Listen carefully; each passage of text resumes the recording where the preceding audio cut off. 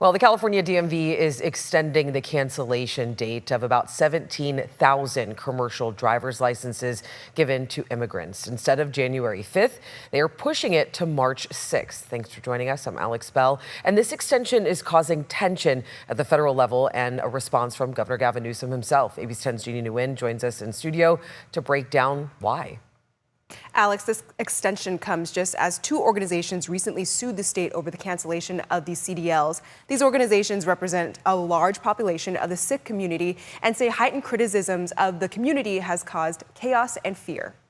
I think the timing here is the fact that we filed this lawsuit and there is mounting public pressure. Last week, the Sikh Coalition and Asian Law Caucus filed this lawsuit against the California Department of Motor Vehicles, demanding it to stop canceling commercial driver's licenses from a majority of immigrant drivers. The DMV said it planned to revoke CDLs issued to immigrants after finding expiration dates on licenses and work permits extended beyond the legal status in the U.S. We are glad to know now that that the DMV is now not scheduled to cancel anyone's license before March 6th. On Tuesday, the DMV announced it would extend its cancellation date of about 17,000 CDLs for an additional 60 days until March 6th. Instead of January 5th. Transportation Secretary Sean Duffy posted on social media that the deadline is still January 5th.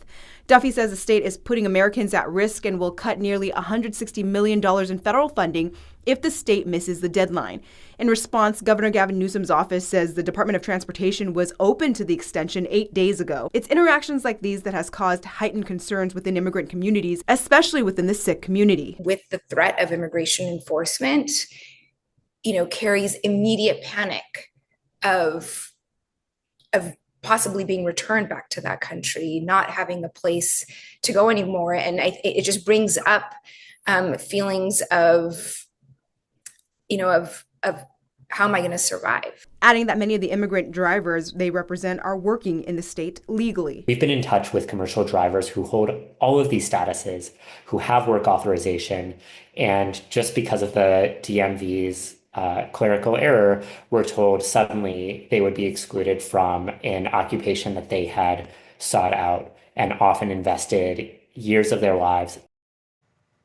And the DMV says this extension will allow impacted drivers to find a solution to continue to work, and it's hopeful that the federal government will work in collaboration. Alex. All right, Jeannie, thank you.